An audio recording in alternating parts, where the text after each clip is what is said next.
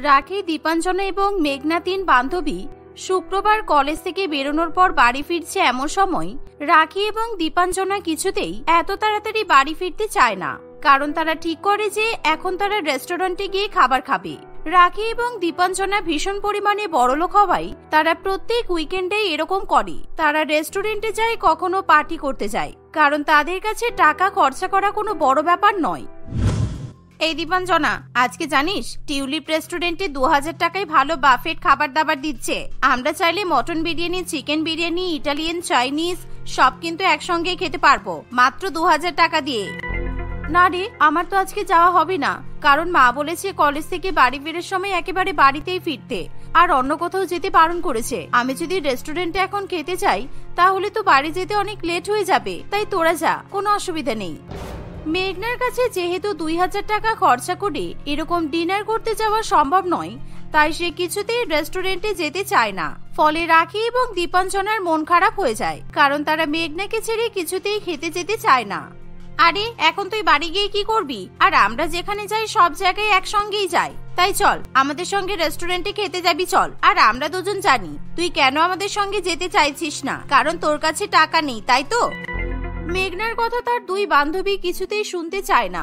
তারা জোর করে মেঘনাকে নিয়ে টিউলিপ রেস্টুরেন্টে চলে যায়, আর সেখানে গিয়ে তারা তিন বান্ধবী মিলে অনেক অনেক খাবার দাবার খায়, আর তিনজনে অনেক অনেক মজা করে।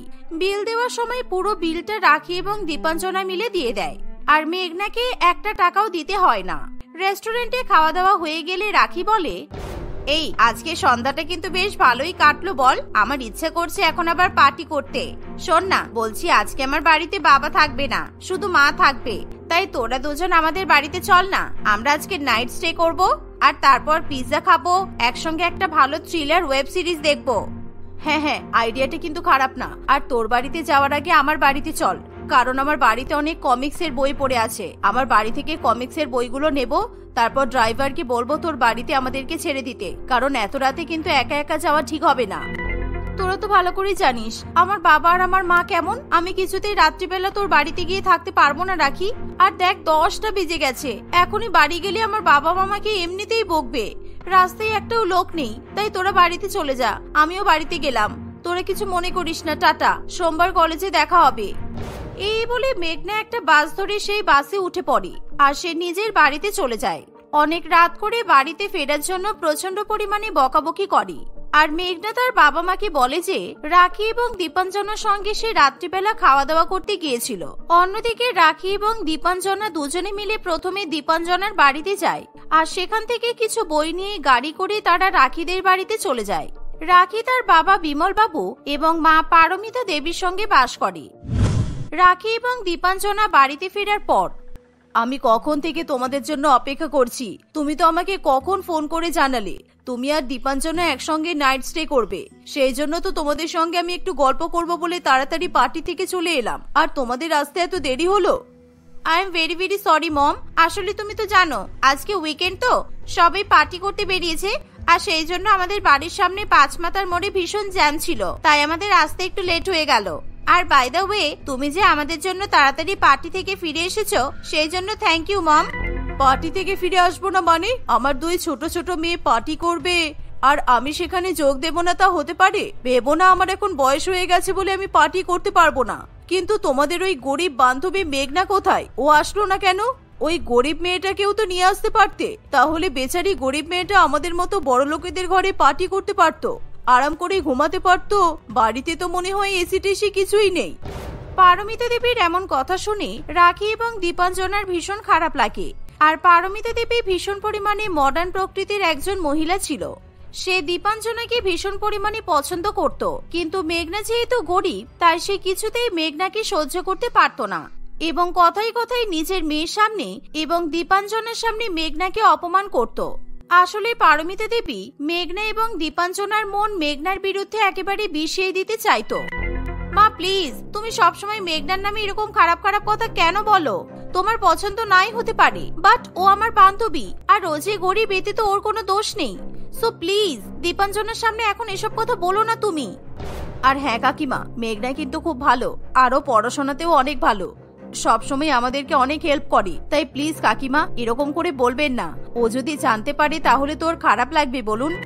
তোমরা এখনো অনেক ছোট, তাই তোমরা বুঝতে পারছো না গরিব মেয়েরা কতটা চালাক হয়। ওরা কলেজে এসে তোমাদের মতো বড়লোক মেয়েদেরকে দেখে বান্ধবী বানায় আর সব সময় তাদের সঙ্গে ঘুরে বেড়ায়, তাদের টাকায় মজা করে ফুর্তি করে। আর তোমরা দুজন তো বোকা, যে বোকার মতো নিজেদের সব পকেট মানি ওই গরিব মেয়েটার উপর খরচা করে ফেলো। পারমিতা দেবীর এমন কথা শুনে দীপাঞ্জনা এবং রাখি একেবারে চুপ করে থাকে, কারণ সত্যি সত্যি মেঘনা সবসময় তাদের টাকাতেই খাবার খায় আর কোথাও তার যেতে ইচ্ছা না হলেও দুই বড়লোক বান্ধবী তাকে জোর করে নিয়ে যায়। আর বিল পেমেন্ট করার সময় মেঘনা একেবারে চুপ করে বসে থাকে। মা, ব্যাপারটা ঠিক সেরকম নয়। আসলে আমরা কলেজের প্রথম থেকে একসঙ্গে তিনজনে থাকি, তো তাই আমি আর দীপাঞ্জনা যদি ওকে একা ছেড়ে কোথাও চলে যাই তাহলে তো ওর মন খারাপ হতে পারে, আর আমাদেরও ভালো লাগে না। আর এই তো আজকে আমরা তিনজনে ডিনার করতে গেলাম, তবে মেঘনা কিন্তু বাড়ি ফিরে যেতে চাইছিল। আমরাই ওকে জোর করে ডিনার করতে নিয়ে গেছি আর ওর টাকাটা আমরাই দিয়েছি। এটাই তো আমি তোমাদেরকে বোঝাতে চাইছি, তোমরা সবসময় এরকম ভালো মানুষই দেখিও না। কারণ তোমরা যদি সবসময় তোমাদের ওই গরিব বান্ধবীটাকে টাকা খরচ করে খাওয়া দাওয়া করাও, শপিং করাও, তাহলে কিন্তু ওর বাজে অভ্যাস হয়ে যাবে। আর যেই দেখবে তোমরা দুজনে টাকা পয়সা খরচা করছো না, অমনি দেখবে ও তোমাদের সঙ্গে আর বন্ধুত্ব রাখবে না।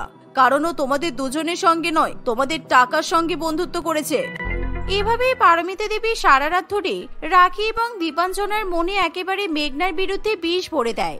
আর এর ফলে রাখি এবং দীপাঞ্জনার মাথায় একেবারে ঢুকে যায় যে মেঘনা একটা স্বার্থবাদী মেয়ে আর সে টাকা ছাড়া কিছু বোঝে না, তাই সে শুধুমাত্র তাদের সঙ্গে বন্ধুত্ব করেছে।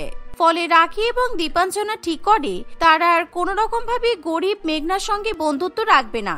কিন্তু তখনও মেঘনা এই ব্যাপারে একেবারেই অবগত নয়। এর আগে সবসময় দুই বড়লোক বন্ধু তাদের গাড়ি নিয়ে মেঘনার জন্য অপেক্ষা করত, আর মেঘনা আসলে তবেই তারা একসঙ্গে গাড়ি করে কলেজে যেত। কিন্তু সেদিন মেঘনা বাস স্ট্যান্ডে দাঁড়িয়েছিল আর তার দুই বড়লোক বন্ধু মেঘনার মুখের সামনে দিয়ে গাড়ি নিয়ে চলে যায়, কিন্তু মেঘনাকে সেই গাড়িতে বসতে দেয় না। কি হলো? রাখি আর দীপাঞ্জনা আমার জন্য দাঁড়ালো না কেন? এই রাখি, এই দীপাঞ্জনা, ওরা তো কোনোদিনও এরকম করে না। এই শনি আর রবিবারে এমন কি হয়ে গেল যে ওরা আমার সঙ্গে এরকম ব্যবহার করছে? যাই, কলেজে গিয়ে কথা বললে নিশ্চয়ই বোঝা যাবে। হয়তো ওরা আমাকে দেখতে পায়নি, তাই গাড়িটা দাঁড় করায়নি, এটাই হবে। এই বলে মেঘনা একটা ভিড় বাসে উঠে পড়ে আর 10 টাকা ভাড়া দিয়ে কলেজে চলে যায়। সে যখন ক্লাসে যায় তখন তার বড়লোক দুই বান্ধবী কিছুতেই মেঘনার দিকে তাকাতে চায় না। এমনকি মেঘনা তাদের পাশে গিয়ে বসলে রাখি বলে, এই মেঘনা, তুই আজকে থেকে আমাদের পাশে বসবি না, কারণ তোর মতো গরিব মেয়ের পাশে আমি আর দীপাঞ্জনা কিছুতেই বসতে চাই না। যা, এখান থেকে চলে যা। আর তুই তোর মতোই গরিব বান্ধবী দেখে নিয়ে তার পাশেই বস, কেমন? আমাদের টাকায় খেয়ে খেয়ে আর ঘুরে ঘুরে বদ অভ্যাস হয়ে গেছে তোর। এখন কত বড় সাহস যে আমাদের মতো বড়লোক মেয়েদের সঙ্গে বন্ধুত্ব করে তুই আমাদের মতো জায়গা অর্জন করতে চাইছিস? গরিব ভিখারি মেয়ে কোথাকার, যা আমাদের কাছ থেকে উঠে যা। তোর সাথে আমাদের স্ট্যাটাস একদমই মেলে না। তোদের কি মাথা খারাপ হয়ে গেছে? তোরা হঠাৎ করে আমার সঙ্গে এভাবে কথা বলছিস কেন? তোরা কখনো তো আমার সঙ্গে এরকম ব্যবহার করিসনি। আর তোরা এতদিন পর বুঝতে পারলি যে তোরা দুজন খুব বড় লোক আর আমি গরিব। আমি তো প্রথমে তোদের সঙ্গে বন্ধুত্ব করতেই চাইনি, তারপর তোরা জোর করে আমার সঙ্গে বন্ধুত্ব করেছিস আর এখন এরকম ব্যবহার করছিস। প্লিজ এরকম করিস না তোরা আমার সঙ্গে। তোর মতো গরিব মেয়েদের সঙ্গে বন্ধুত্ব করা আমাদের সত্যিই উচিত হয়নি। আমরা ভেবেছিলাম তুই হয়তো ভালো, কিন্তু আমরা বুঝতে পারিনি তুই আমাদের টাকার জন্য আমাদের সঙ্গে সম্পর্ক রাখিস। আজ পর্যন্ত তুই আমাদের সঙ্গে যেখানেই গেছিস আমাদের টাকাতেই গেছিস, আমাদের টাকাতেই খেয়েছিস, সবকিছু করেছিস। আর এখন তুই ভালোই বড়লোকই চাল শিখে গেছিস, তাই তোর সঙ্গে আমরা এখন কোনো সম্পর্ক রাখতে চাই না। এরকম ভাবে রাখি এবং দীপাঞ্জনা কলেজের সকলের সামনে মেঘনাকে ভীষণ পরিমাণে অপমান করে। ফলে মেঘনা হাউ হাউ করে কাঁদতে কাঁদতে বাড়িতে চলে যায়। সে তার বাবা মাকে এরকম ঘটনা জানালে তারাও খুবই কষ্ট পায়। তারা মেঘনাকে বকাবকি করে যে কেন সে এরকম বড় লোকের মেয়েদের সঙ্গে বন্ধুত্ব করেছে। তারপর থেকে মেঘনা লজ্জার চোটে কিছুতেই কলেজে যায় না, কারণ কলেজে গেলেই সকলে তার উপর ভীষণ পরিমাণে হাসাহাসি করবে। আর এভাবেই দেখতে দেখতে কিছুদিন কাটে। তাদের ফাইনাল ইয়ারের পরীক্ষা চলে আসে সেই দিন, কিন্তু মেঘনা কোনো কিছুকে তোয়াক্কা করে না। সে নিজের মতো পরীক্ষা দেয়। কিন্তু অন্যদিকে রাখি এবং দীপাঞ্জনা যেহেতু পড়াশোনায় ভালো নয়, তাই তারা ঠিকভাবে পরীক্ষা দিতে পারে না, কারণ এতদিন তারা মেঘনার উত্তরপত্র দেখে দেখে পরীক্ষা দিয়ে এসেছে। আর তারা একেবারে ভুলেই যায় যে যদি তারা গরিব মেঘনার সঙ্গে বন্ধুত্ব না রাখে তাহলে তারা পরীক্ষাতেও পাশ করতে পারবে না। এভাবেই পরীক্ষার পর বেশ কিছুদিন কাটে। আর রেজাল্টের দিন, মা, তোমার কথা শুনে আমি আর দীপাঞ্জনা মেঘনার সঙ্গে বন্ধুত্ব নষ্ট করে খুব ভুল করেছি। জানো তো, এবার পরীক্ষায় অনেক কঠিন প্রশ্ন ছিল আর আমি ভালো করে পরীক্ষায় উত্তর দিতে পারিনি। দীপাঞ্জনাও তো হা করে আমার দিকে তাকিয়েছিল। যদি মেঘনার সঙ্গে বন্ধুত্ব থাকতো তাহলে আজকে এই দিনটা দেখতে হতো না। আরে অত চাপ নিস না, তোদের বাবার অনেক টাকা আছে, সুতরাং ওসব পরীক্ষা টরীক্ষা কোনো ম্যাটার করে না। আর আমি তো বলিনি যে তোরা মেঘনার সঙ্গে একেবারে পুরো বন্ধুত্ব শেষ করে দে। পরীক্ষার সময় ভালো ভালো কথা বলে উত্তর দেখে নিতেই তো পারতিস। পারমিতা দেবীর এরকম কথা শুনে রাখি খুব ভালো করেই বুঝতে পারে যে তার মা তাকে ভুল শিক্ষা দিচ্ছে। তাই রাখি এবং দীপাঞ্জনা যখন কলেজে যায় তখন তারা রেজাল্ট দেখে যে মেঘনা প্রথম স্থান অধিকার করেছে আর তারা দুজনেই ফেল করেছে। ফলে তাদের মাথা একেবারে ঘুরে যায়। মেঘনা এত ভালো রেজাল্ট করেছে দেখে সে প্রচন্ড পরিমাণে খুশি হয়। আর এরকম ইউনিভার্সিটিতে ফার্স্ট হওয়ার জন্য ইউনিভার্সিটির পক্ষ থেকে তাকে চাকরির জন্য অফার পর্যন্ত করা হয়। Thank you so much sir, এত ভালো রেজাল্ট দেখে আমাকে জব দেওয়ার জন্য। আমি আজকে ভীষণ খুশি। আর আমার জবের খুবই দরকার ছিল। আজকে আমার এত ভালো রেজাল্ট অনেকের মুখের উপর একটা থাপ্পড় মেরে ভালো জবাব দিতে পেরেছে।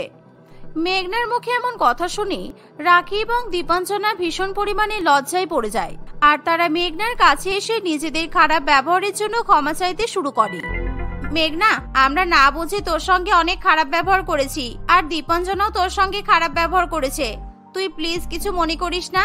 আমরা তো তোর অনেক ভালো বান্ধবী ছিলাম, বল তুই আমাদেরকে ক্ষমা করে দে। মেঘনা তার দুই বড়লোক বান্ধবীকে ক্ষমা করে দেয় ঠিকই, কিন্তু তারপর থেকে মেঘনা তার দুই বান্ধবীর সঙ্গে কোনো রকম যোগাযোগ রাখে না। এখন মেঘনা তার বাবা মাকে নিয়ে সুখে শান্তিতে সংসার করে।